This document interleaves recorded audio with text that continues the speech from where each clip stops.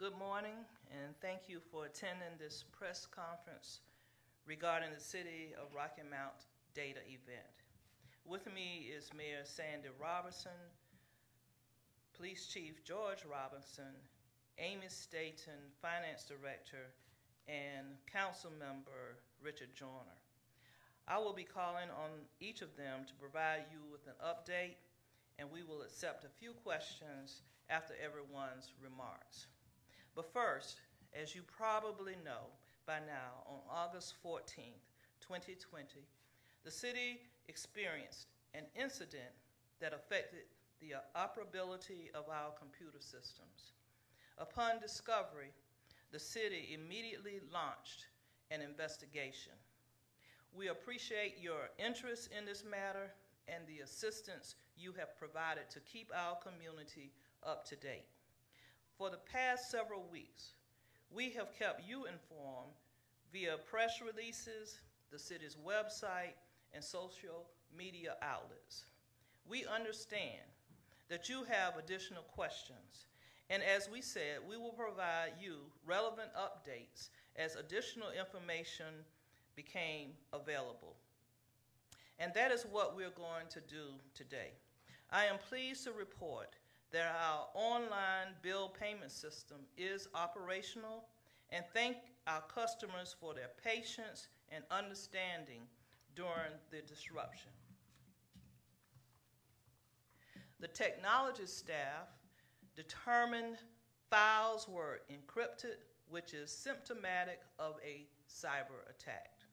In other words, the city was the victim of a sophisticated ransomware attack that involved the encryption of certain files on the city's network. I will turn things over to the mayor so he can explain. Thank you, Madam Manager, and thank you all for attending. You know, the city takes this incident and information security very, very, very seriously. You know, a team of experts was immediately engaged to investigate and assist in restoring the network. An incident response team was assembled once the cause was determined to be ransomware. I think it's significant and important to know that we back up our data on a consistent and nightly basis. And so the restoration of the system was just part of the challenge. We were able to do that fairly quickly.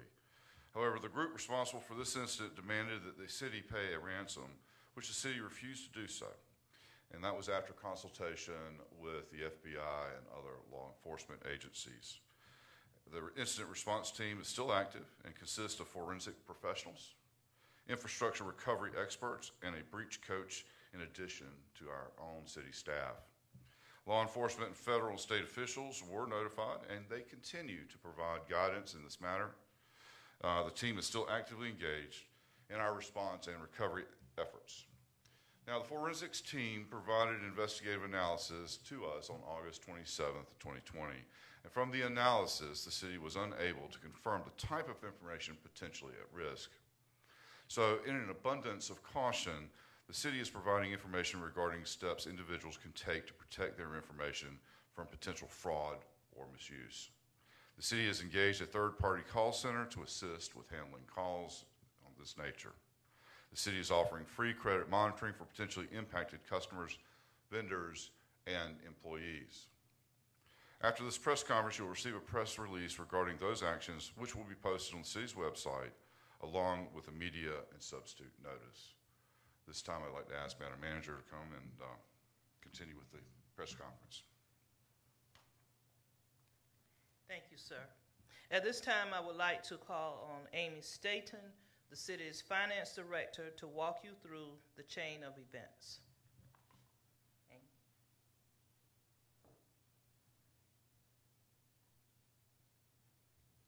Good morning.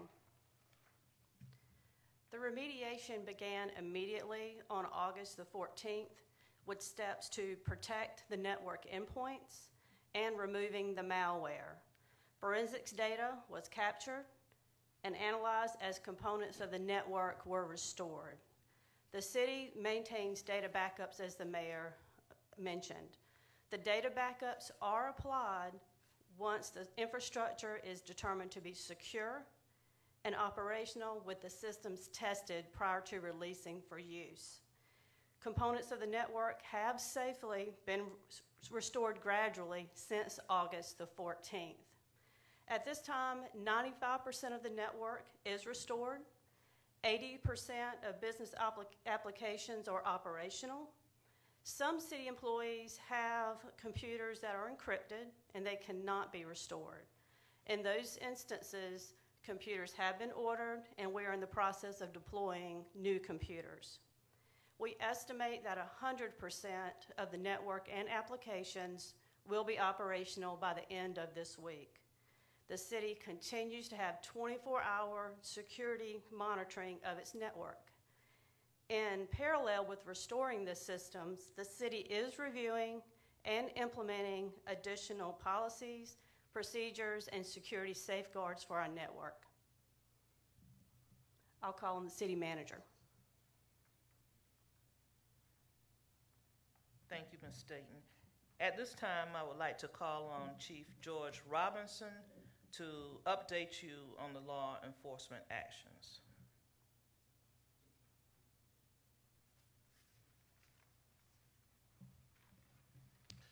Good morning. I am Chief George Robinson. The safety and well-being of our citizens is the top priority of the Rocky Mount Police Department. Intrusions, ransomware, and other cyber incidents have become a significant threat to U.S. businesses, government, public services, schools, and individuals. So this incident is not unique. As the mayor told you, the group responsible for this incident demanded that the city pay a ransom, which the city refused to do so after consultation with law enforcement, including the FBI. All law enforcement agencies, including local, state, and federal, do not recommend paying ransoms. As we know, these individuals and organizations attacking systems are criminals, and there is no guarantee that they will honor any term negotiated. The police department continues to work with state and federal partners in an attempt to identify who is responsible. As a general practice, the city encourages individuals to frequently reset online account passwords, to use complex password combinations, and not to share passwords or use identical passwords for multiple online accounts. Although the city investigation has not confirmed that online account passwords were impacted by this event, the city encourages individuals to reset any online account password for accounts associated with the city or online accounts accessed while on the city's network or computer devices. Thank you.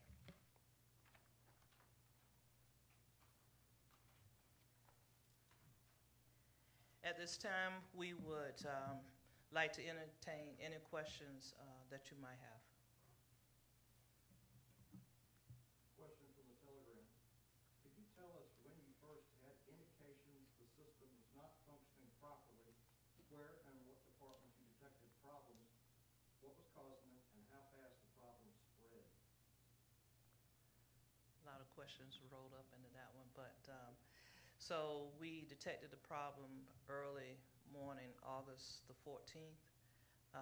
It was detected in the city's 911 system, but in terms of how quickly it spread, I'm going to ask Amy to go into a little bit more detail about that.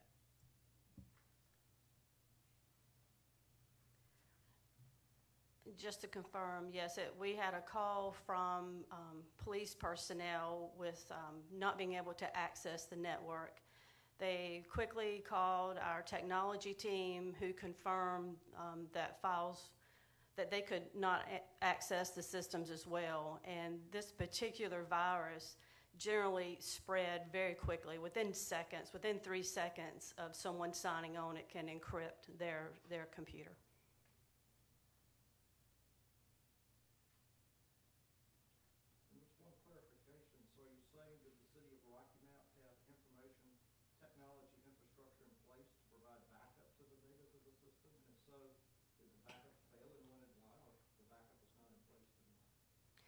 The city does have backup systems, and the backups were good. We could not apply the backups until the infrastructure of the network was secured. Can you tell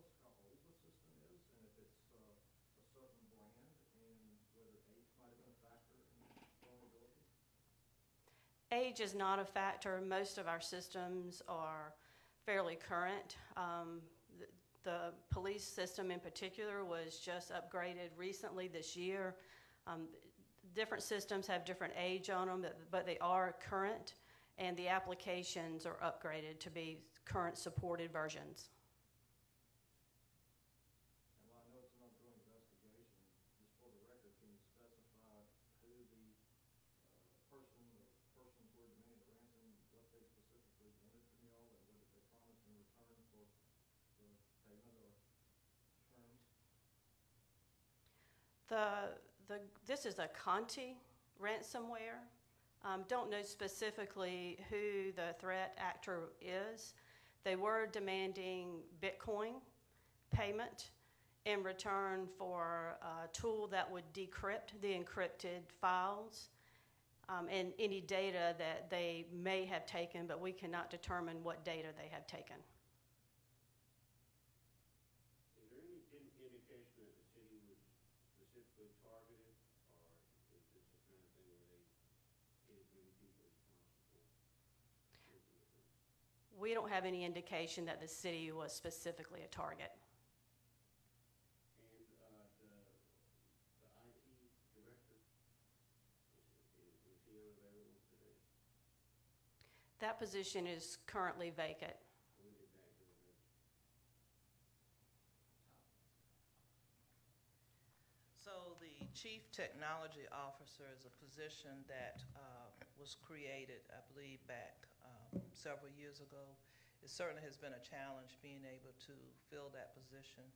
And ironically, we do have a candidate, a finalist, as of today or a couple of days ago. So pending their background investigation coming back in a positive way, I should be able to announce the appointment of a Chief Technology Officer for the city.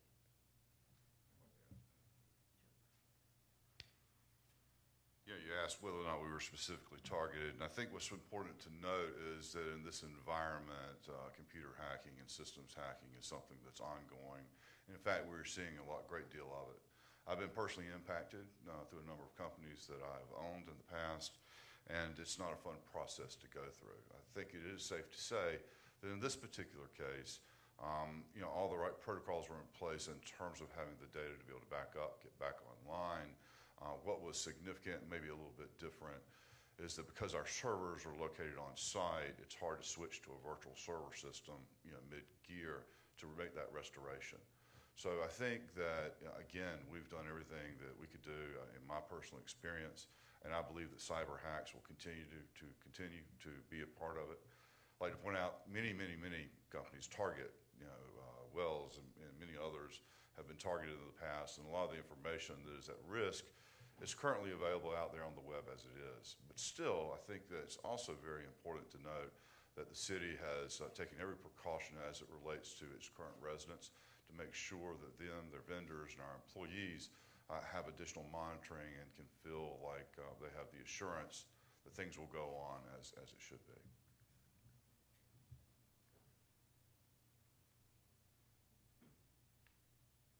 Will the city be able to maintain and keep this current system, or is there concern that there may have been damage to the system that might require either a major overhaul rehabilitation or just scrapping it and purchasing a new system? I think it's safe to say that we're going to be able to restore the system, and Amy can probably speak more intelligently on this particular matter. We do have a great team of forensic guys who've gone in. They're scrubbing the system as it works, and this is different than a virus protection, where they're able to go in, see the attacks, see where they came from, and try to be able to trace it back. And that's the part that continues to be an ongoing investigation. I don't think we probably should speak too much to that. But let's just suffice it to say that I believe that we have a great team in place, and that team will continue to monitor and help us to improve our current delivery as it relates to IT services. And Amy may have something to add. We'll be able to restore 100% of our servers. We will not need to replace any of them. All of them can be restored. All of the data can be restored and is good. The only thing that will need to be replaced are individual computers that are encrypted and cannot be restored, and that represents about 15% of the computers at the city, personal computers on the desktops. So these like stationary only or stationary laptops or both?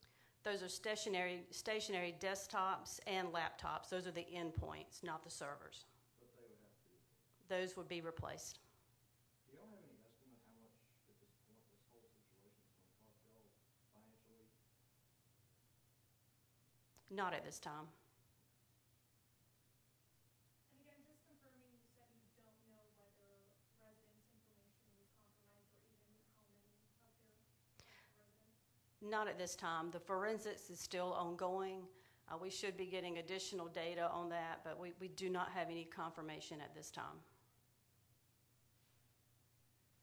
Let me also just add to that, in anticipation that that kind of information was released or compromised, the city does have a call center number that citizens can certainly access to assist them with any problems that they feel that they have encountered as a result of this.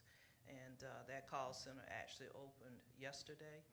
And so we are prepared to assist our citizens with any difficulty that they feel that we need to be aware of, and to also help them, with their own personal data. Are there any other questions from anyone? So no more waiting in the line outside of the business? Actually, the online payment system is also up and operational.